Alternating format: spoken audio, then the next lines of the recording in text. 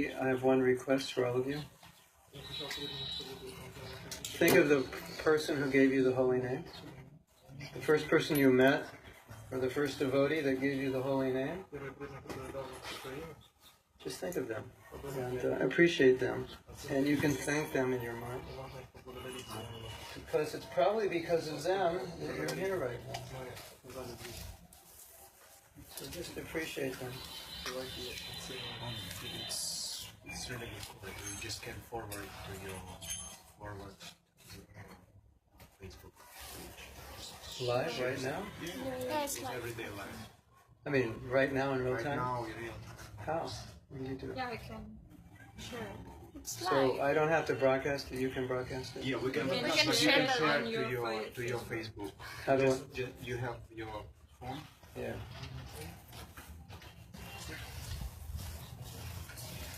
You guys are pretty advanced. This is Kirtan Academy. Facebook It's Kirtan Academy, my board. Hare Krishna, Hare Krishna, Krishna Krishna, Hare Hare, Yeah, it's okay. Hare Rama, Hare. You have a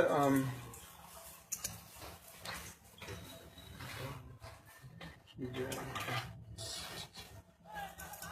Something about fantastic. So we share to your family. I'm not sure. Right, of course. Just Whatever goes live. it shares every time like So it'll be live. yeah, it just share. Fantastic.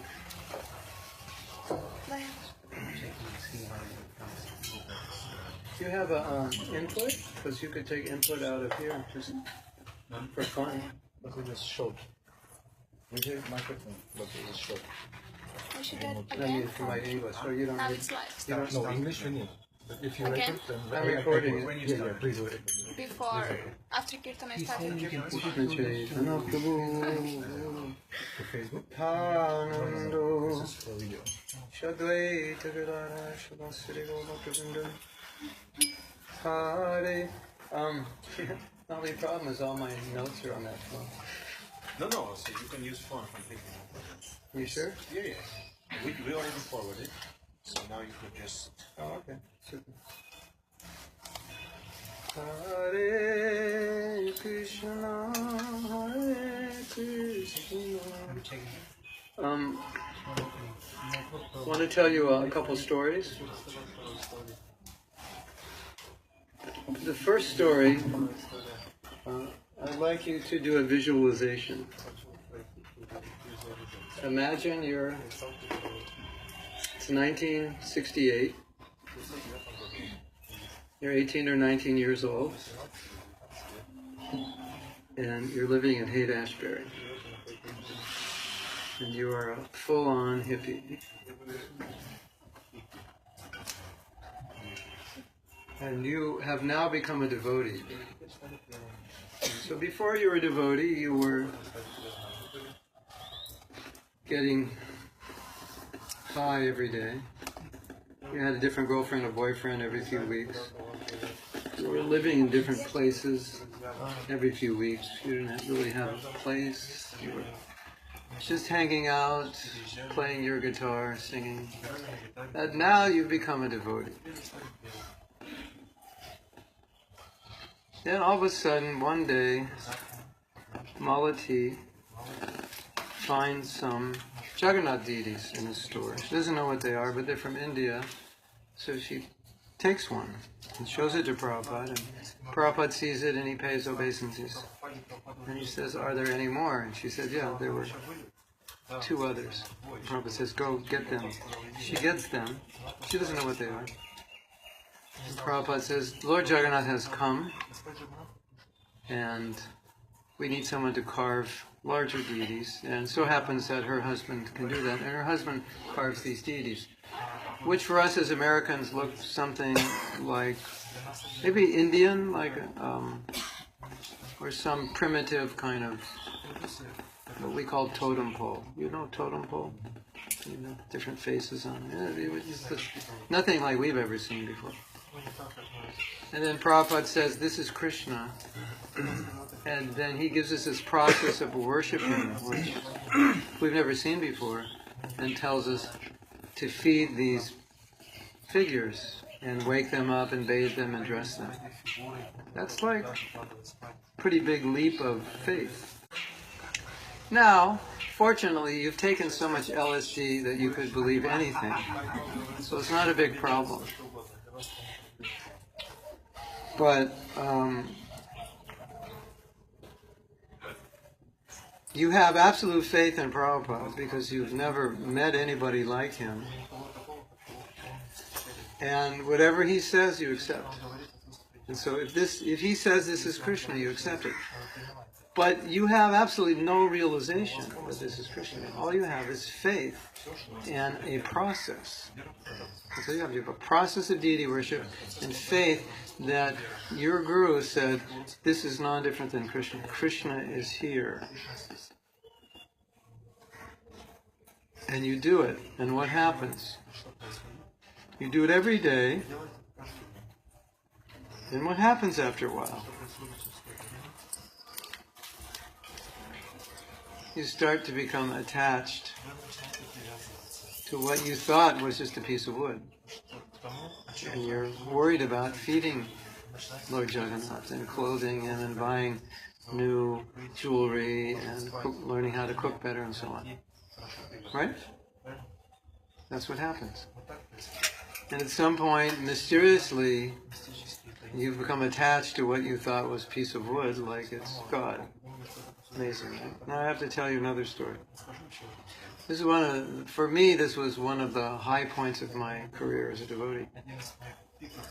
In 1983, I was in Mauritius, and I was the president, or 1982, and we installed Radha Krishna deities. Big Radha Krishna deities. And installing deities is very special, and it's very special if you're the president, because it's like your deities become like your deities. So we were renting the building, and we wanted to buy the building, and we thought the building would sell for maybe like a equivalent of 100,000 US, and I think he wanted like $1 million. So it was like there was no way we could keep the building, and we were shocked. So we were able to buy some land. And we thought, well, let's build a temple. For 400,000 or so, we can build a nice temple. But the problem was that we had to move out of that house because he wanted to sell it, and because we're not buying it, he didn't want us there. So we didn't have any place for the deities, but there was another temple. So we thought maybe within a year we'll build a temple. We'll give those deities to be taken care of by the other temple, and then in a year we'll build a new temple.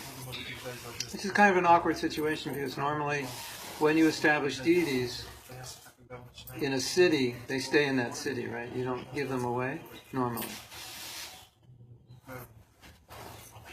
So we didn't have any place for the deities, so we gave the deities to this other temple, and they took care of them. And at that time, all they had was Gaura Nitai. So now they have Radha Krishna, which is kind of a big thing for them. So they have to get their altar together, they have to get their kitchen together. So, to make a long story short, it took us 6 years before we were ready to take the deities back. So what do you think happened after 6 years of the deities being in this other temple when we called them up and said, now it's time for them to come back? What do you think they said? There's a saying in America like, go fly a kite, or go take a hike, which is like, forget it, like what you just said is irrelevant to my life, go take a hike. See you later, I don't want to hear it. They actually refused to give the deities back. And of course, we in our temple were very attached to those deities because they're our deities. And so we're meditating on them all the time and waiting for this day we can bring them back. And the day finally comes. And by that time, they say, we're not giving them back. We are too attached. We worshiped them for 6 years. We're not letting them go. So there was a big fight. And I don't like to lose fights.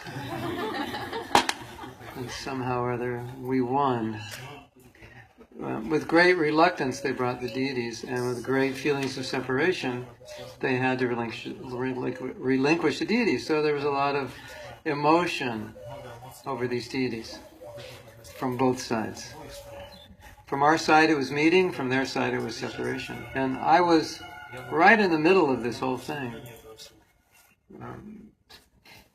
Because I had come back, and Krishna arranged that I would come back and be the president again at the time when the deities were installed. So it was like the second time I was there, they were installed. And I was in the middle of this, and I was watching this. And the emotions were really flying high, like very intense. It was probably the most intense emotions I've ever experienced in my life as a devotee, or amongst the top. And it was obvious that those deities were Krishna, and everybody realized that by serving. So why am I telling stories about deities at Kirtan Academy? Because the deity manifests in different forms. Wood, stone, earth, he manifests in your mind, metal, and he also manifests in sound. Because sound is a material element, right? Earth, water, fire, air, ether, mind, intelligence, ego, then sound. Sound is a material element. So if Krishna can incarnate in earth or metal, he can incarnate in sound. So he incarnates in sound. And in one lecture, Prabhupada said, when we see the deities, when the curtains open, we bow down. And he said, and when you chant Hare Krishna, you should bow down, because Krishna is there. So, just as we, as hippies in San Francisco, maybe in your last life you were there, I don't know, it's possible. You could have been there also. So, as hippies in San Francisco or in other temples where we're given deities, and told this is Krishna, and with faith worship them, and then at some point become attached. The same way, we are told Krishna is in his name, which makes no sense at all to our materially conditioned mind. Right? Because we have no experience of that. And if we don't get this, and don't treat the holy name as Krishna, we're bound to make some offense. That's the cause of the offense. It's just we're taking the holy name as a sound or as a process, but not as Krishna. Now I read something really interesting that Prabhupada said. He said, this is the world of duality.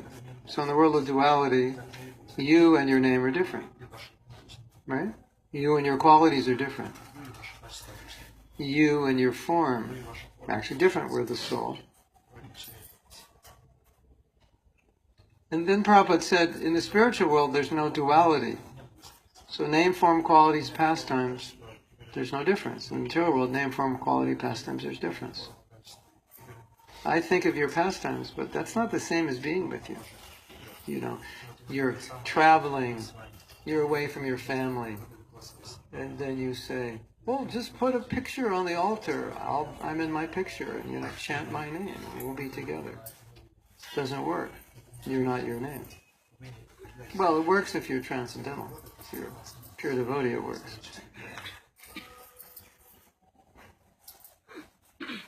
So the nature of the spiritual is that the name and the form and the qualities and the pastimes, they're the same.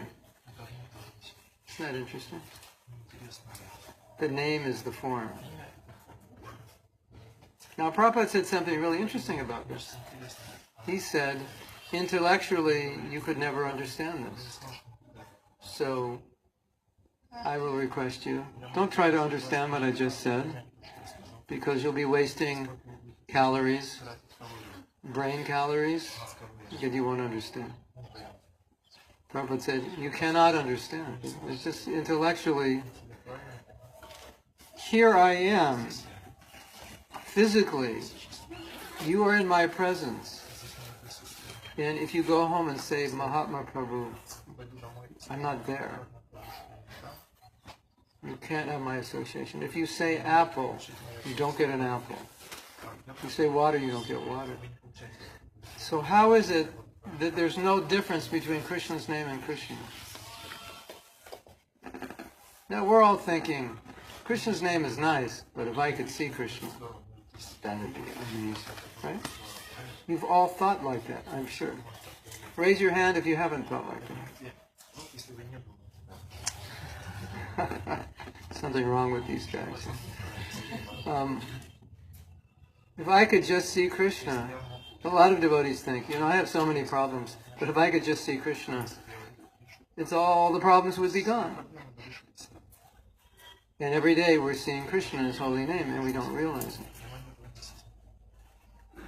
it. So the reality is, all our problems wouldn't be gone if we saw Krishna, because we wouldn't see Him if we saw Him. To the degree that we realize Krishna's holy name, to that degree we would see Him. Personally, when we see Him. When we see the deity, that's Krishna. Are we seeing it? Yeah, somewhat. So, my personal experience in chanting and teaching about chanting is that all offenses stem from minimizing this point because we don't realize it. We can chant Hare Krishna and fall asleep. What realization is there that Krishna is in His name? How could you fall asleep in front of Krishna? That would be amazing if you could do it. Even if you were tired and some devotee dressed up as Krishna walked in here, that would wake you up, right? A little bit. So, if I could fall asleep chanting the name of Krishna, that means I don't yet fully realize Krishna is in His name. And that becomes a problem, which we need to overcome. So, the reason I told the story of the deities is because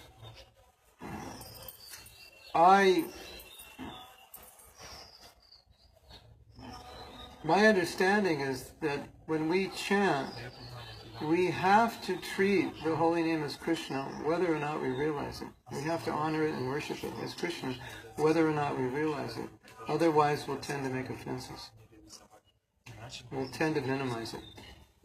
I don't know if you discussed this yet, but in the Jaiva Dharma, Bhaktivinoda Thakur says that the second offense, consider the names of demigods like Lord Shiva or Lord Brahma to be equal to or independent of the name of Krishna. There's another aspect of that offense, is to consider Krishna and His name to be different. That's also a offense. Did you discuss that? It's not apparent because it doesn't say that, but Shiva also means auspicious. So to consider the auspicious name Shiva, consider Shiva, the auspicious name of Krishna, to be different than Krishna is also the second offense. Isn't that interesting? It's an offense to not fully realize or treat the holy name as Krishna. To treat the pastimes, the name, and the qualities as different than the form, different than the person. So when you say, if you ever say, if I could just see Krishna, all my problems would be solved, it's actually an offense to the holy name to say that. Because you're minimizing the name, making the name not Krishna, making the name something less than Krishna. That's the second offense. Interesting, isn't it? Now, Srila Bhaktisiddhanta Saraswati Thakur explained this problem. It's kind of what we call in English a vicious cycle. You do one thing wrong, it creates another problem. And that second problem creates you do the first thing wrong. And the first thing creates you you keep getting worse. It's called a vicious cycle. So what's the vicious cycle? If we don't chant trying to avoid the offenses, then we don't get much realization that Krishna is in His name. If we don't get much realization that Krishna is in His name, we don't treat the name as Krishna. If we don't treat the name as Krishna, then it goes in a cycle where our chanting tends to become ritualistic. I have to get my rounds done, but I'm not experiencing Krishna's presence. So Bhaktisiddhanta said, the problem with that is when we're not experiencing the holy name, our faith in the name starts to dwindle, and it's really hard to understand Krishna's in His name. And then we say things like, I really like kirtan, but I really don't like japa. It's actually an offense to the holy name. As I just said, Krishna with music is there, and Krishna without music doesn't seem to be there. That's basically what we're saying, right? Krishna with a good rhythm and a good tune. I like you. Without a good rhythm and tune, I don't really like it so much. So the vicious cycle can be reversed because if we chant well, we get realization. When we get realization, we appreciate Krishna in His name, we get some experience. Okay, so this is the foundation of what I want to build upon. Treating the holy name as Krishna, in theory, that's the beginning. We don't have realization. That's okay. If we don't have realization, that's not expected. But at least I can honor the holy name as Krishna. I can start there. Just like, I don't know Jagannath's there. It just looks like wood. But my Guru Maharaj said, He's there. I treat Him. I bow down. I treat Him as God. I offer food. Can you imagine how weird that was for the first devotees? The offering a deity food, waking him up, putting him to sleep. Required sufficient faith. Right? So that's what they did. So the same faith. My Guru Maharaj said, this name Krishna is an incarnation of Krishna in sound. Prabhupada said, in Kali Yuga, this is the incarnation of Krishna. He comes as Naamapradha. Incarnated in sound. I have that faith. That's Him. He's in sound. I don't realize it. Sometimes I chant, I'm bored. Sometimes I chant, I sleep. Sometimes I chant, I get distracted, which obviously wouldn't happen if Krishna were sitting in front of me. Right? Did you get bored? Krishna, can you go? I heard the funniest lecture today. Oh my God, this was so funny. The devotee was saying, we may not be ready to be pure devotees, because if we say, Krishna, whatever you want, I just surrender, and then we're pure and the deity talks to us and tells us what he wants us to do, we'll close the curtains and say, that's enough. I don't want to hear anymore, I'm not ready to do all that. I want the deity to talk to me. Then he'll tell you what to do, and you'll say, I don't know if I want to do that. Isn't that funny? And true. Right? So,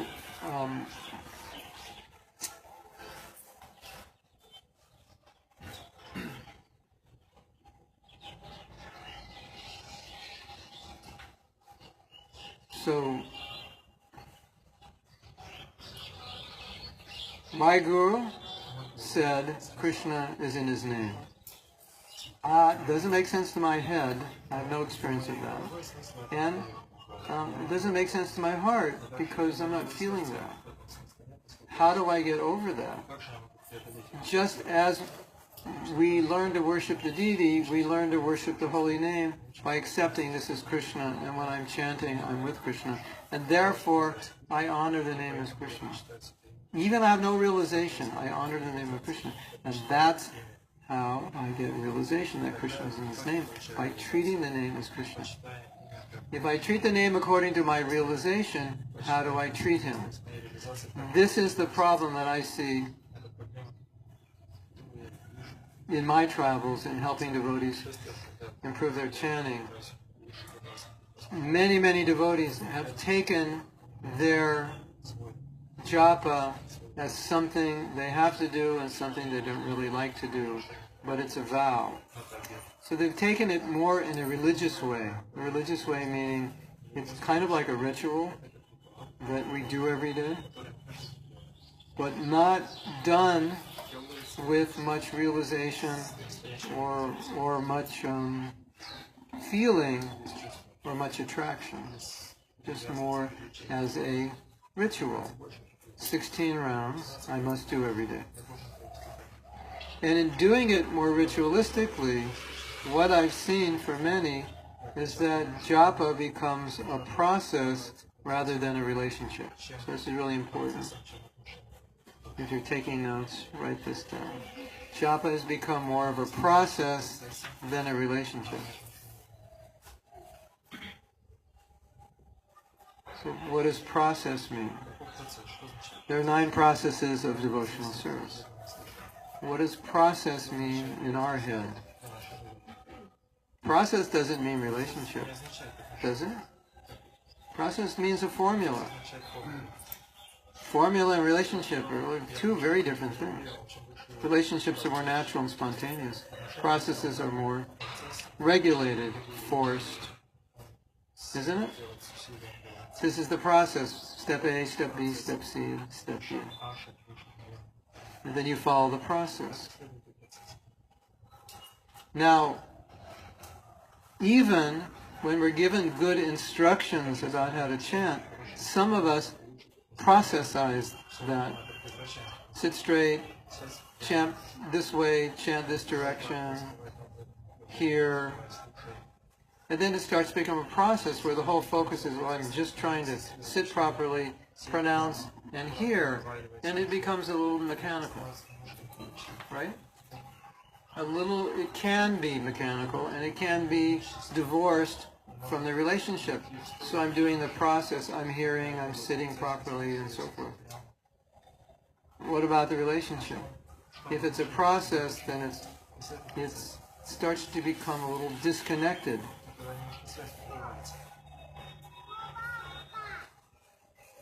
You agree? Raise your hand if you agree. If you don't raise your hand, you'll be thrown off the balcony.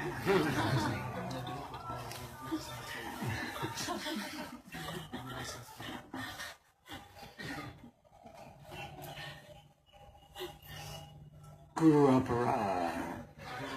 Throw him off the balcony.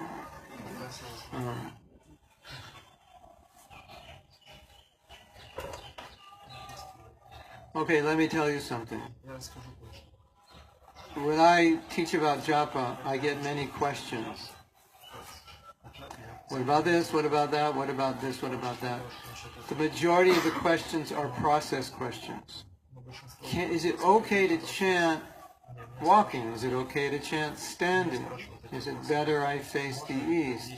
If I'm dirty and it's too cold in the morning, I don't take bath, is it better I chant on a counter than touch my tulsi beach? This is on and on and on. How long should it take? Oh, between 5 and 10 minutes. No, I need to know exactly how long it should take. You'd be surprised. I get these questions, and I'm saying, well, it's not exact. No, they keep going. I need to know exactly. I have to do it right. You understand what I mean by process? It's not relationship oriented. It's like the whole thing is,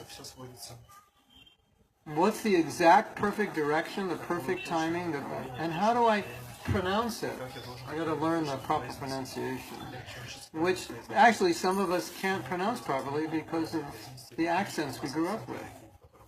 So, now what do we do? Krishna, Prabhu. No, it's not Krishna. It's Krishna. But I can't say Krishna. Go to hell. Krishna, Krishna, Krishna. Go to hell. You're not chanting. No.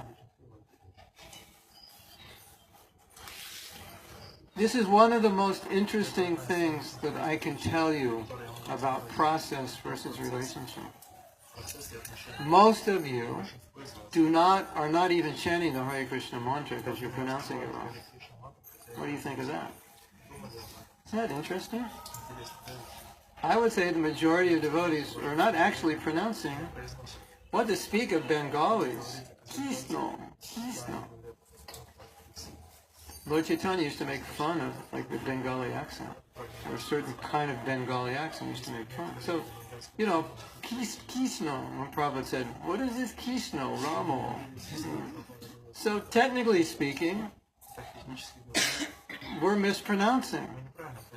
Hare Krishna, Hare Krishna, Hare Rama, whatever, however you say it. Right? Technically speaking, we're mispronouncing. We're not even chanting Hare Krishna. We're chanting something else. Hare Krishna. When we go to China, sometimes. My name in China is Mahatma Prabhu. That's my name in China. Mahatma Prabhu. Mahatma Prabhu. That's my Chinese name.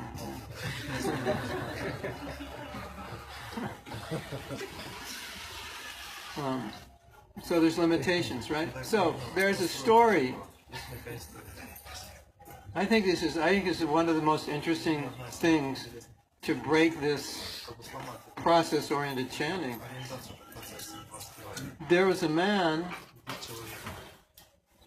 who was complaining to Prabhupada that your disciples, they don't know how to pronounce the holy name. It's Hare Krishna, Krishna Krishna, Hare Hare, Hare Ram, Ram Ram, Hare Hare. That's how to pronounce it. Now, if you're from Mexico, it's Rama, Hare Rama, Hare Rama, Rama, Hare. And if you're from France, it's like Rama, Hare Hare. How do I know? Because I've been to all these places and heard devotees chanting. So this man came to Prabhupada and he's hearing all these devotees with their Hare Krishnas and Ramas. Your disciples do not know how to pronounce the holy name. And Prabhupada said, I know. And he said, but Krishna knows who they're calling. Krishna knows who they're calling. So what's more important? Your heart or your pronunciation? Isn't that interesting? Because we say Krishna's in his name.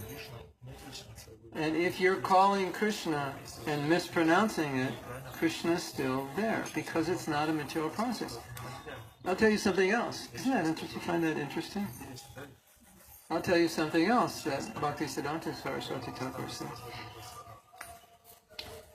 He said it's just like the deity, Krishna's like the deity, that you have to call Krishna to descend in the deity. It's not just there. You have a ceremony, you install the deity and say, Krishna, please come. He said it's like that with chanting, because when you chant, you have to call Krishna into his name, and you call Krishna into his name by your attitude of service. By your attitude with which you chant, Krishna descends in his name, not by the pronunciation. Not by the way you sit or pronounce or necessarily how well you hear, but what you are asking or the mentality you put into the chanting. Krishna, I want to serve you. Srila Bhaktisiddhanta said, when you put the mentality of service into the mantra, Krishna descends into it. So he said something which is a little different than what Prabhupada has told us. Not entirely different, it just takes explanation. But he said, Krishna's not in his name. Wow. Have you ever heard that before? Krishna's not in his name. But he descends in his name when it's chanted with the attitude of, I want to serve you. Then Krishna's in his name. Isn't that interesting? So you can chant Hare Krishna, Krishna Krishna, Hare Hare, Hare Ram, Ram Ram, Hare Hare. Perfectly sitting straight, big yogi. But if you don't have the mood of service, Krishna's absent. You've got the process, but not Krishna. Everything's great, it's just missing one thing, Krishna. Just a minor detail in your japa. I chanted some really good rounds, I pronounced them properly, and everything was good. Only one problem, Krishna didn't show up for those rounds. So, we have to start from this platform that maybe I don't realize Krishna's there, but I have to treat him like he's there. When I'm chanting, I have to treat Krishna as if he's there. So that's kind of the foundation of, I think, everything I want to talk about in the next 5 days. but I want you to get this first. Understand the difference between ritual, between process and relationship. Now, one time, some devotees met the neighbor of Bhaktivinoda Thakur. Oh, by the way, if you want to go to Bhaktivinoda Thakur's house, we're going to go tomorrow. We're going to chant our rounds to Bhaktivinoda Thakur. So if you meet at Panchatattva entrance about 5:15, we'll go, take a boat, walk to his house, chant a few rounds, and come back. If you're into, yeah, it's a good place to go. If you like to come, you're invited. So Bhaktivinoda Thakur had a neighbor, and some devotees got to meet the neighbor. And the neighbor said, I used to hear him chanting. So naturally the devotee said, well, how did he chant?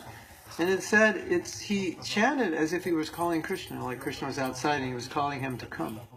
Hare Krishna, Hare Krishna, Krishna Krishna, Hare Hare, Hare Ram, Hare Ram, Ram, Hare Hare. Interestingly, Prabhupada told, I forget who, I'm not sure, Prabhupada said, when you chant Hare Krishna, Krishna comes. We don't see him, but he comes, he shows up, and he says, you were calling me? What do you want? What are you asking for? What do you need? Isn't that interesting? Did you know that? Hare Krishna, you're calling Krishna, so he comes. And he's asking you, what do you want? And what are you thinking? I just want to sit straight, pronounce properly, hear, don't fall asleep, and somehow or other block out this 2 hours so it's not so painful. You know, that's my prayer. Is that the perfection of japa? So Prabhupada said, Krishna's coming and he's asking, what do you want? He said, that's japa. It's where you ask Krishna for pure devotional service or anything connected with pure devotional service. That's where the relationship comes. That's relational japa as opposed to process japa. And if we get this, everything changes. Everything becomes sweeter. Now, I have noticed that due to upbringing, certain people are very ritualistically inclined. So even though you tell them that there's not an exact time to chant or an exact amount of time for each round, they're kind of relentless. They need to know. So if you have that kind of conditioning where you're very attached to ritual and external, it may be a little more difficult to transcend this or purify this. But please understand that when you really go deeply into understanding what kirtan is or what japa is, that you see its connection, relationship. So, you all know the bad news that a long, long time ago, we all decided to turn away, turn our back. Shastra says, Bahir Mukha. We turned our back on Krishna. That was an unfortunate moment in our history, right? And using that example or that actual event, when we chant japa, what are we doing? We're turning around. And what are we saying? We're saying, Krishna, I made a big mistake, and I've suffered a lot. That's inherent in the meaning of japa, isn't it? You know what Prabhupada said japa means? You know what he said the Hare Krishna mantra means? He said, my dear Lord, I have served Maya for so many lifetimes. I have suffered so many lifetimes. I don't want to serve Maya anymore. I want to serve you. I'm so attracted to serving Maya, but I'm tired. I want to serve you. Please give me service. Please give me the desire to serve you. He said, that's the sentiment. So if you think that you've turned away from Krishna and your japa is turning you back, then automatically you understand the sentiment, right? I have left you. I want to connect with you. That's the mood. Now, what makes this mood really intense is Prabhupada said something very heavy. Should I tell you now? Have you digested your lunch? He said something very heavy about this. He said, we actually don't have a right to ask Krishna to accept us. It's pretty heavy, isn't it? Why don't we have a right? Because we left Krishna and now we have no right. I think Phil Collins had a song like that. Right? You have no right? Something like that. So, yes. So we have offended Krishna, all of us. We're all proud of our bodies, very smart, talented, beautiful. The body's a symbol that we offended Krishna. So don't be so proud of your body. It's a sign, a walking signboard that I turn my back to Krishna. Or I decided not to serve Krishna. So now, I'm asking Krishna, please accept me. In 1968, this was the definition Prabhupada gave. Please accept me. That's the mood. I want to be accepted. I've served Maya and I've suffered. And now the mood intensifies when we realize we don't even have a right to ask. Pretty intense, right? Yes? Right. But I have some good news for you. Prabhupada said, we can ask our Guru to ask Krishna to accept us. And by his mercy, he will accept us. And we've also learned that the holy name is so merciful that even though we have offended Krishna, the holy name will come. And Krishna will come as the holy name.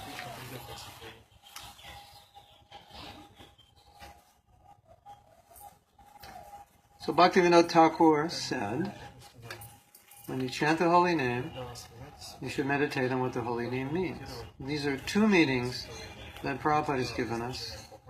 The Acharyas have given many meanings. But I'm just giving these two meanings because it gives you an idea of what chanting in the mood that Krishna will descend in his name is like. What the mood is, what is the, what we call chanting within the relationship. That you're conscious that you're talking to Krishna, and as Prabhupada said, you're opening your heart. Krishna's asking you what you want, and you're revealing it. And I want a relationship with you.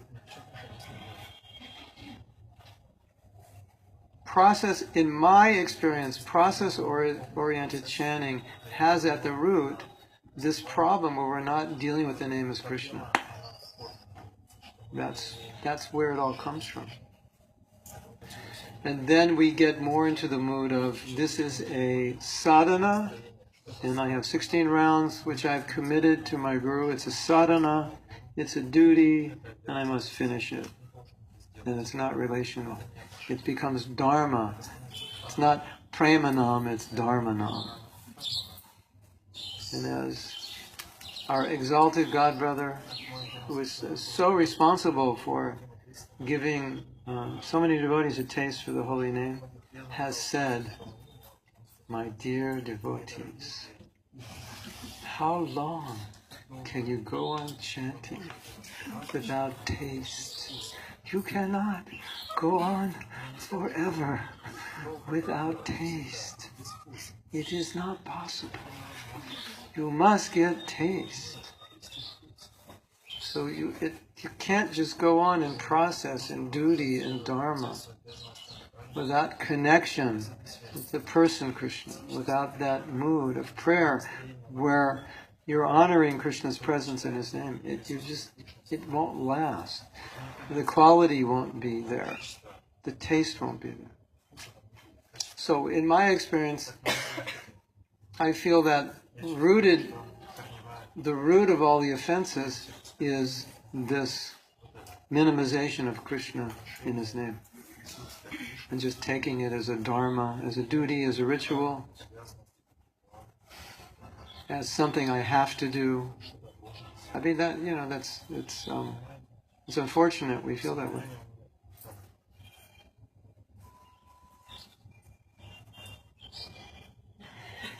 I don't think it's so unfortunate in the beginning, but if we've been chanting year after year after year and we still feel that way, that's unfortunate, because it's not supposed to be like that. Sometimes devotees, they ask me, they said, well, how do I know if my rounds are good? And I say, well, how do you feel when you finish your rounds? And some devotees say, well, I feel like I'd like to continue chanting. I say, that means your rounds were good. Some devotees say, I'm happy that I'm finished my chanting. So, if you're happy that you finished your chanting, that means the chanting was more, you're feeling more, this is like my dharma. I have to do this. And now it's over and there's some relief. That's unfortunate. Especially when there's so much nectar in the holy name. And so we're depriving ourselves of so much nectar. So sweet. Yes? Is the holy name sweet? Have you ever got a taste of it? We're supposed to get that taste every day, and it's supposed to increase. Personally, I'm just being frank, and this is not a criticism of anyone or anything, but I feel it's one of the greatest misfortunes to not have a taste for the holy name, because there's so much taste there, and there's so much strength in the holy name. That's where we get most of our strength. And all the other processes are supporting our chanting. And if we don't get a taste for it, it's such a loss. And that's why Mahaprabhu said, I'm so unfortunate that I have no taste. So what could be a greater misfortune than to have something that is Ananda Buddhi Vardhanam and not to be able to experience it? Because we processed it. Instead of allowed Krishna to descend in His name through our mood.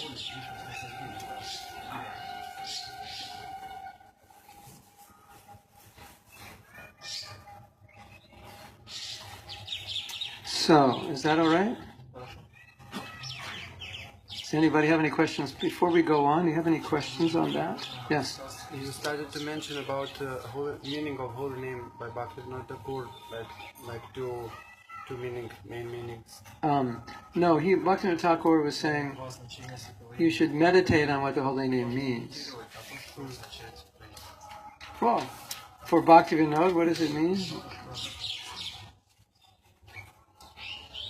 Bhaktivinoda Thakur said, when I chant the holy name, I'm drowning in an ocean of nectar. I feel like I'm drowning in an ocean of nectar. Wow.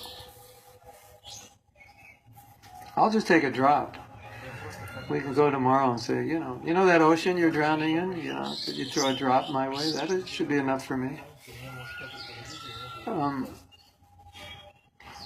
What Bhaktivinoda Thakur meant by meditating on the meaning is the feeling. Because if you study the meanings of the holy name given by different acharyas, they're not intellectual meanings.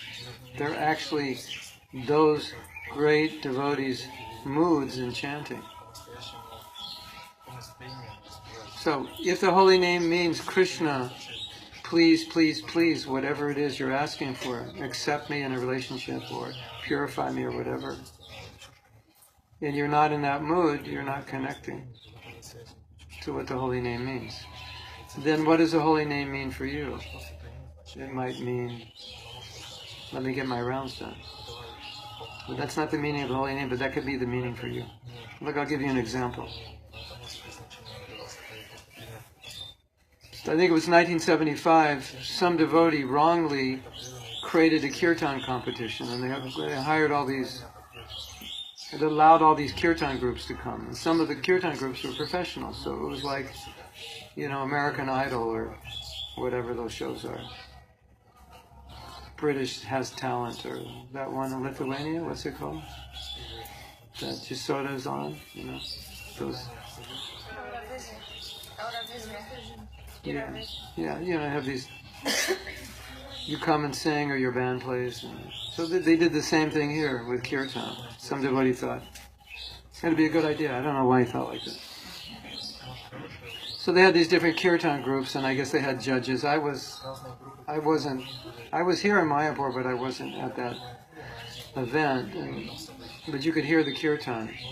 And so there was one kirtan, these professional groups. So professional groups, they try to chant in a way that's attractive to materialistic people, sing sweetly and so on.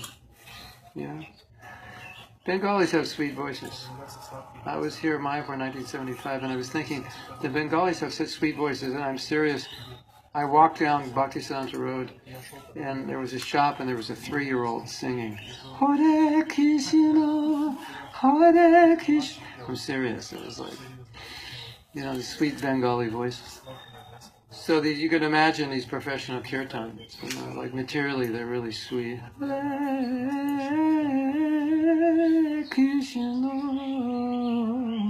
How they do it, right? And so Prabhupada heard them chanting. And the thing about Prabhupada, because he's a pure devotee, he can feel everything. Like we're conditioned. So we're in the mode of passion, so we might if we hear a Beatles song to Hare Krishna, we're like, hey, good. In fact, one time there was a kirtan, some Western melody, and Prabhupada stopped it. He stopped the kirtan, he said. It was in Mayapur. He stopped it and he said, take that kirtan back to the West, not here in India. So, did you know that? There was another time, I'll finish the story, but there was another time that a devotee who's a very good musician was going to lead Guru Puja for Prabhupada, and he had prepared. He had his men, his kartals, mridangas, and then he was chanting a verse they chant a Gaudiya Math before they do the Guru Puja. So he was chanting it very melodiously, very professionally. He's a really good musician. He had a really good band before he was a devotee. And he's chanting like that, and all his men, and Prabhupada said, stop, get someone else to lead. The mood was just, Prabhupada feels it. He feels the mood. He stopped the kirtan, got someone else to lead. When the artist wanted to redo all the early paintings from 1970 Krishna book because they're more proficient now, so they redid a lot of the paintings, the same scene, and they redid it, and they brought it into Prabhupada, and he rejected every painting. These paintings materially were at least 10 times better than the ones in the Krishna book. And Prabhupada found fault with every one of them, some material fault. Not material externally, but in consciousness. The hair was too long. She said, you've made them all hippies. You're all hippies. You like hair, hippies, Then another one, you made Krishna with muscles. He doesn't have a body like that. It's just, and the devotees are thinking, but those paintings in the original Krishna book, they're so, they look like high school kids or junior high school kids did them. And Prabhupada said, those paintings are wonderful. They're perfectly fine. Because he was feeling the devotion. He wasn't seeing it externally. So anyway, this kirtan party was going on, so this professional party was chanting, and everybody could hear, Hare Krishna, like that. And Prabhupada said, they're not chanting Hare Krishna. It's kind of interesting, because that's what they were chanting. Is that an interesting statement? Prabhupada, I hear Hare Krishna. No, they're not chanting Hare Krishna. Well, Prabhupada, what are they chanting? They're chanting money, money, money. Because if they win the competition, they get money. Isn't that interesting? The Hare Krishna mantra is coming out of their mouth, but what's coming out of their consciousness? Money, money, money.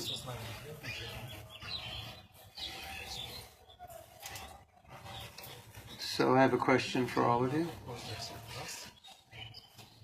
What's in your mantra?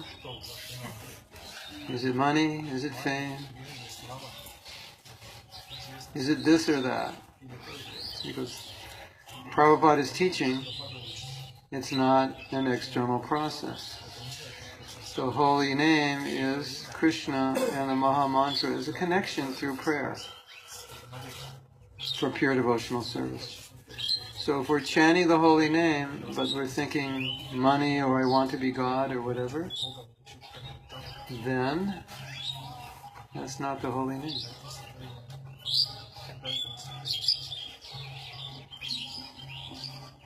Yes? Sorry, I doubt if it's coming on your No. Facebook page like that. When you Because say yes, it's coming.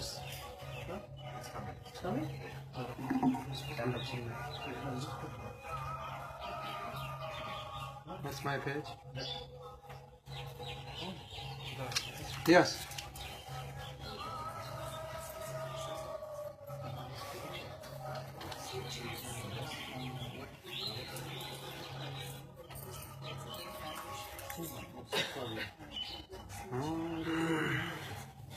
Thank you for the class. The question in regard when we attract completely new people, how the holy name work? Is it purify them?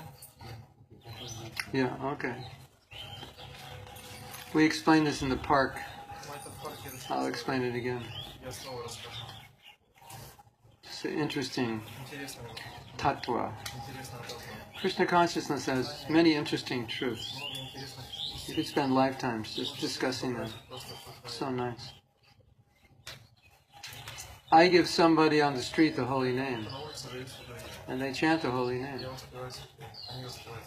They don't know what it means. Они не знают, что это значит. So what happens? Что происходит? They become purified of sinful reaction Это греховных реакций. by saying Krishna. Сказав Кришна. But will they get love of Krishna Если они любовь к Кришне, by that level of chanting? на этом уровне, No, it has to be elevated. они должны возвыситься. So they're not making an offense, Они не совершают but certainly their chanting isn't pure. воспевание нечисто. So we can produce Он может дать плоды, some little bit of purity, and it's also taken as unknown devotional service, засчитанных как неосознанно преданных, which can lead them to do devotional service преданных. if they continue chanting. Они снова продолжают If they get the holy name from a pure devotee, чистого преданного, like you, как вы. because you got it from a pure devotee. And so the name is pure. Так, нечисто.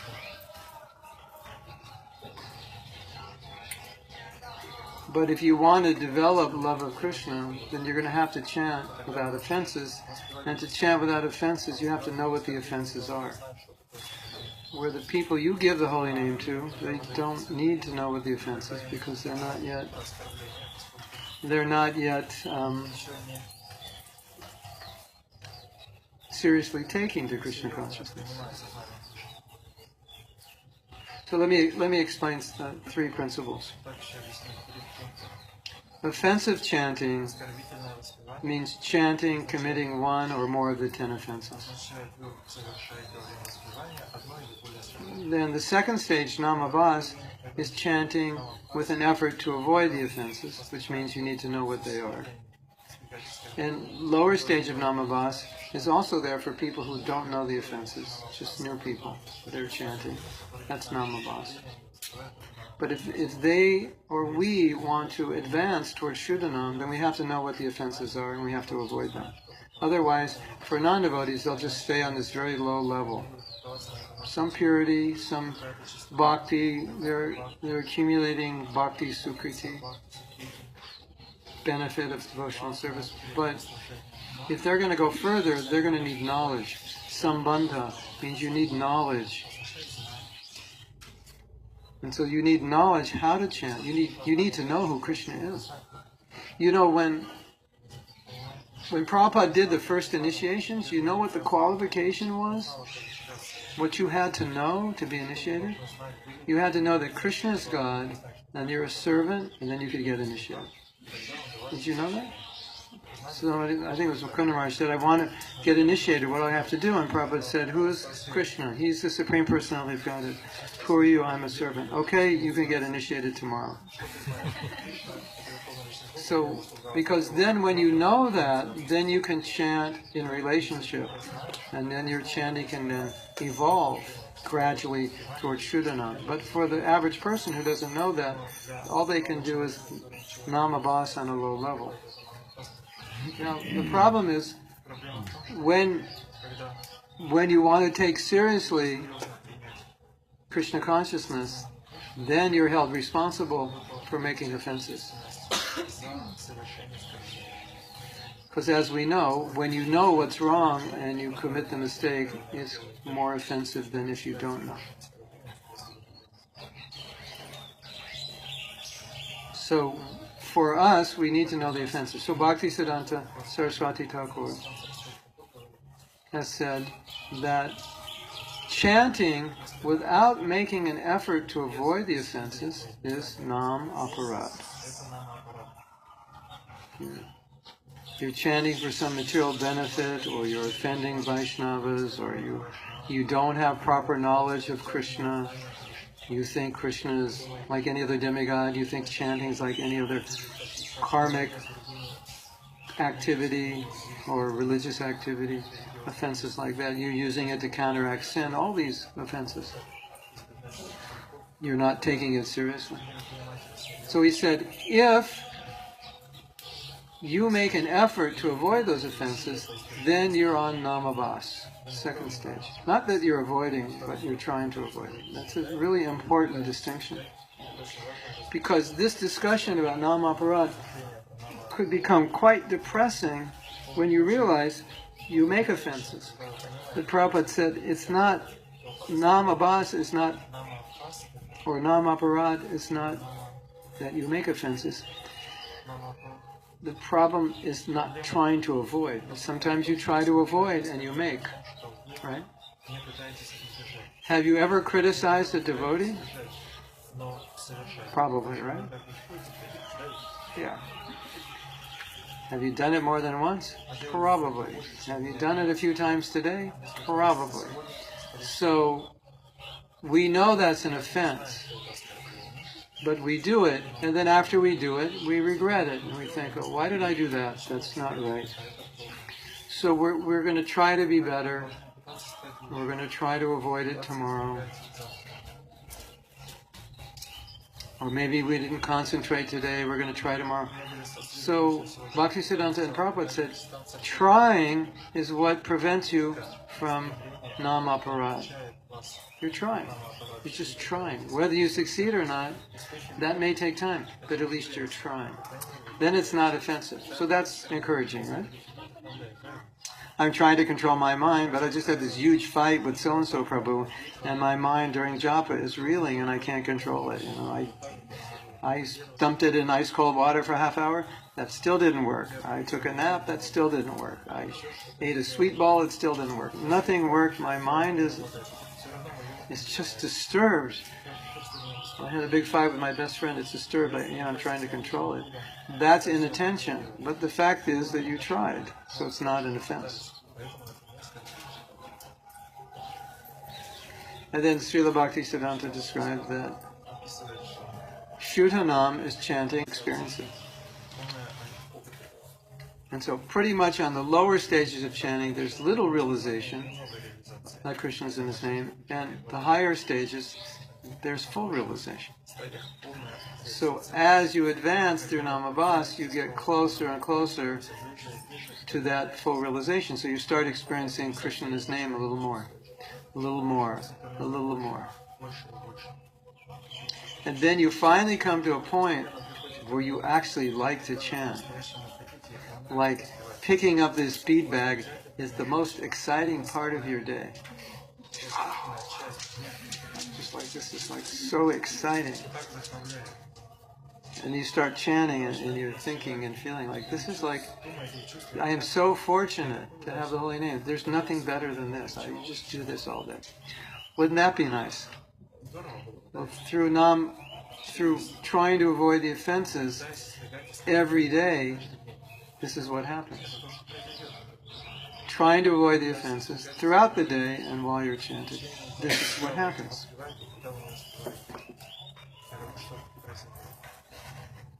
Where did it go? Oh my God. It fell down or it was never there? Oh. It was never there. No, it wasn't. It was down. It was just.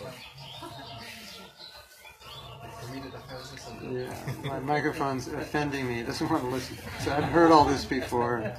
I'm bored.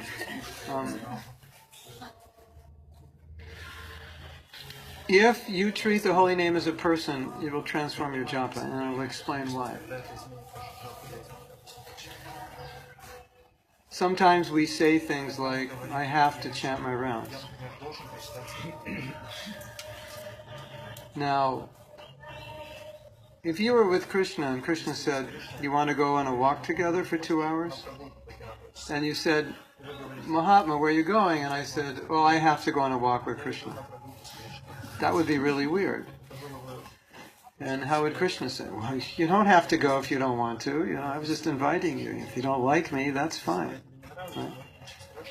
So, because we don't personalize the holy name, we don't realize that we're saying these things. We don't realize how we're treating the holy name. I have to chant my rounds. What does that mean? Krishna, you know, you're cool, but you know, your name, like 2 hours, I don't know. I don't really want to do it, you know. I mean, I'll do it because I promise, you know, I have to do it. So, how does Krishna feel? Now, we'll talk about this tomorrow, but Aparadh is such an interesting topic because Aparadh means Krishna's feelings are hurt. Did you know that? That essentially what Aparadh means is Krishna's feelings are hurt. You offend the holy name, you offend the Dham, you offend the deity, you offend the Vaishnava. That hurts Krishna's heart. That's what it means. Isn't that interesting? Like, you know, we all know, if you offend a devotee, Krishna feels offended because the devotee is dear to Krishna. So what's happening? Krishna feels offended. And in fact, Shastra says Krishna can't even tolerate an offense. That means it's hurting him so much, he can't tolerate it. That's all about his feelings. Isn't that interesting? God cannot tolerate an offense committed against his devotee because it hurts him so much, because that devotee is so dear to him. So Aparadh is personal. It's Krishna's personally being offended. So we're minimizing the holy name. That hurts. Krishna's in his name. That hurts him. Isn't that interesting? So you can see how when we impersonalize the holy name, we don't treat it as Krishna. It becomes quite fertile soil for committing Aparadh. Isn't it? It's interesting, isn't it? And so the more you treat Krishna as person, the more you'll start to realize when you're not treating him as a person, you say things like, oh, you look at your counter beads, you go, oh my God, I thought I finished my rounds. Oh, I still have 3 left. Oh my God. What did you just do? You just offended the holy name. And you didn't realize it. Yes? When you personalize, you'll realize all these things. You'll catch yourself. It's time to chant in the morning. You put your hand in your beads. And what's going on inside of you at that point?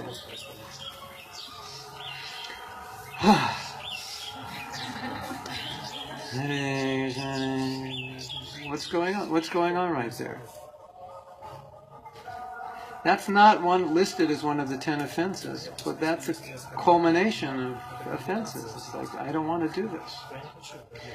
Krishna's in his name. He's personally present, and you don't want to be there? Something's wrong. And you're feeling like, because you're processing it. And all the boredom is because you process it. You know?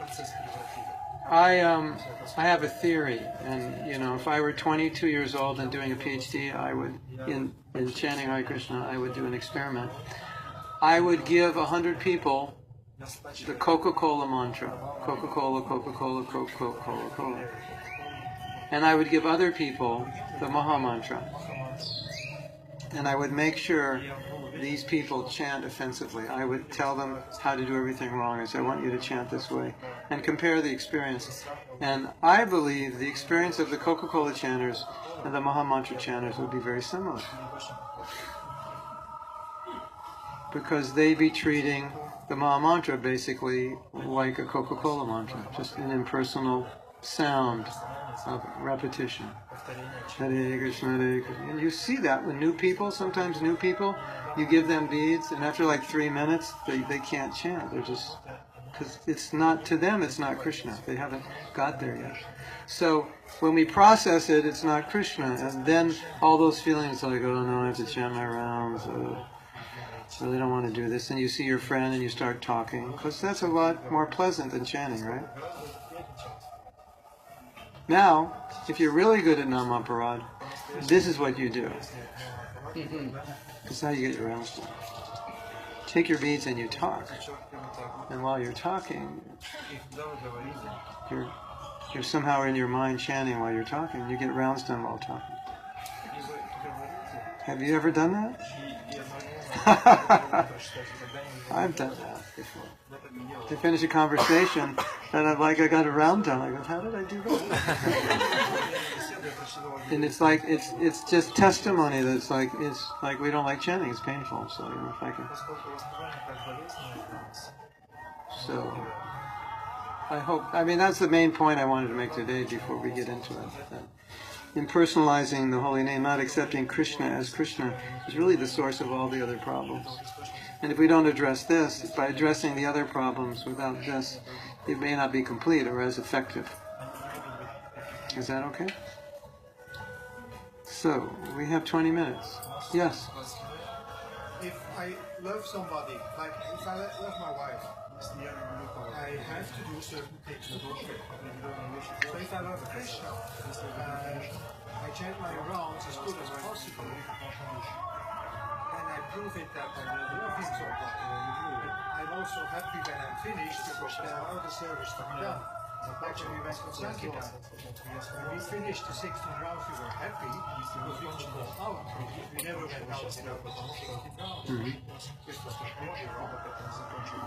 Let me take the first statement. If you love your wife, you have to. What is it? If I love my wife, I have to.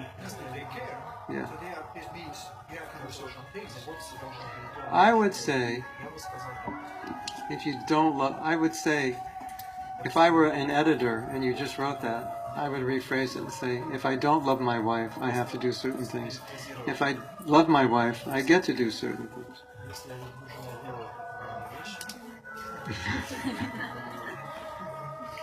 All right. You like to go to the mall with your wife when she goes shopping?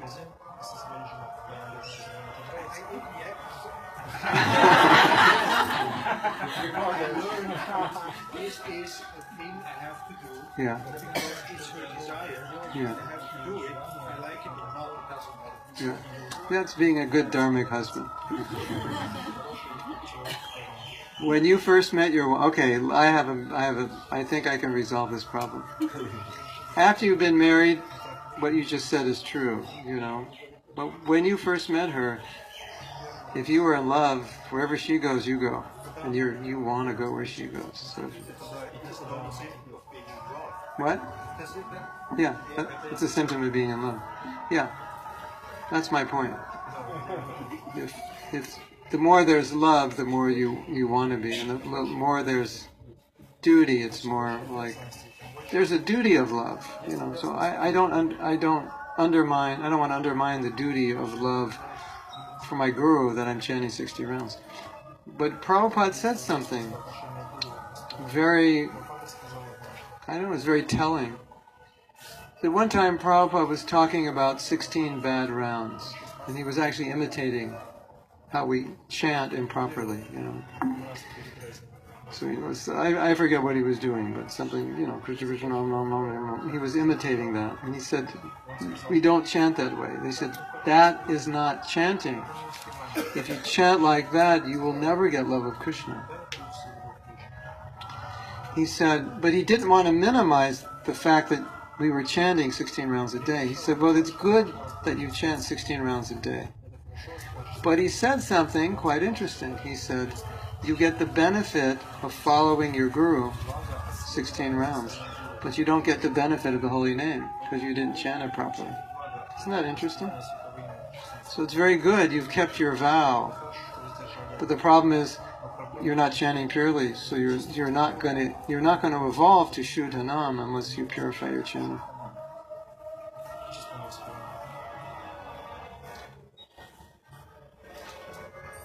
You want to hear something really amazingly inspiring and possibly depressing? The offense, to maintain material attachments.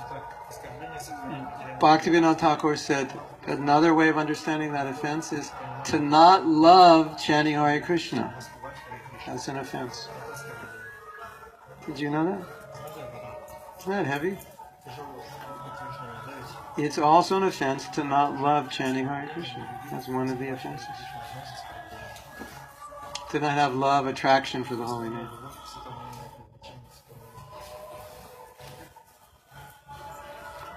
So we want to get it a little beyond duty, past duty. There is the love of duty. I acknowledge that. But we want to go further. Yeah, you finish your rounds, you want to do service. You got inspired by your chanting to do service, yeah. That's nice. But we all know if our rounds are good, we like to chant more. It's no longer a chore. We did an exercise in a couple japa workshops, japa retreats. We did an exercise, so we had devotees, and maybe it's a little controversial, but devotees really love this exercise. We had devotees close their eyes and start chanting and meditating on Krishna within their heart. And then the person guiding the visualization said, now imagine Krishna's sitting in front of you. And keep your eyes closed. Now imagine Krishna sitting in front of you and just chant to him. So everybody's sitting there chanting and visualizing Krishna sitting there listening to them chant. And devotees had amazing experiences with that because they all realized that Krishna is listening to my chanting and he is there, but I just never put it in that context. So if you start putting it in that context, you'll see the difference in your chanting.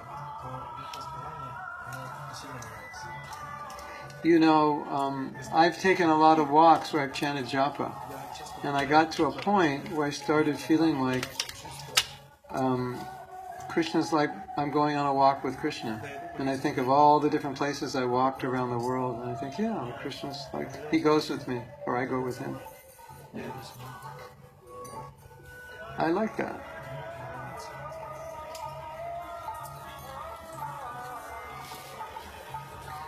So, tomorrow, if you're not already doing this, you can try.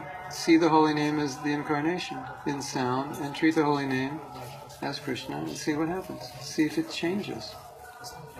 Because I think that's the cause of all the other offenses. And if you want to do something else tomorrow, which is very interesting, before you chant, just put your hands in your beads, and before you chant, just sit there and try to notice what you're feeling right at that moment. Just put your hands in your beads and sit there and think, what am I feeling right now? And see what you're feeling. Are you feeling like, I'm so happy to be chanting, this is nectar? Am I feeling this is going to be hard? Am I feeling I don't want to do this? I'm hungry, I'm tired, whatever you're feeling. And as you progress in your chanting, you'll start to see that taste increases. So when you begin your chanting every morning, what you're feeling is much, what's the word? More, you're looking forward to it more. You're feeling better about it. You're liking it more. And I don't know if all of you are aware of what you're feeling when you first put your hand in your bead bag. So I think it'll be really nice for you tomorrow. You just put your hand in your bead bag and don't chant, and just sit there and try to just feel what you're feeling. And for some of us, we're not used to doing that, but just sit there and say, what am I feeling right now? What's going on inside of me? And it'll be very interesting to see. And if the feeling is good, fantastic. And if the feeling isn't, then at least you brought awareness to some resistance, or something's going on that I need to purify. And it's, if I'm not feeling enthusiastic, it's Krishna, and I'm spending time with him, and there's something wrong there, right? Yes? Yes? You have a question? She always has questions I can't answer. Any other questions? Yes. What time is the meeting tomorrow morning? 5:15.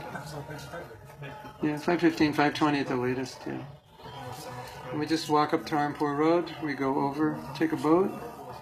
Walk about 10 minutes to Bhaktivinoda Thakur's house. Pray for some mercy. Get a drop of the ocean he's drowning in. And walk back. Maybe we'll get back at 7:30 or something. 8 o'clock at the latest. Depending how long we want to stay there. You're all welcome. Question? No? So, should we do kirtan or what? Yes? Krishna Krishna Hare Hare. Okay. So, thank you for coming. It was nice to be here. We'll see you tomorrow, and now we'll have some sunset kirtan. Sunset kirtan. Or we call it mosquito kirtan. We will serenade the mosquitoes.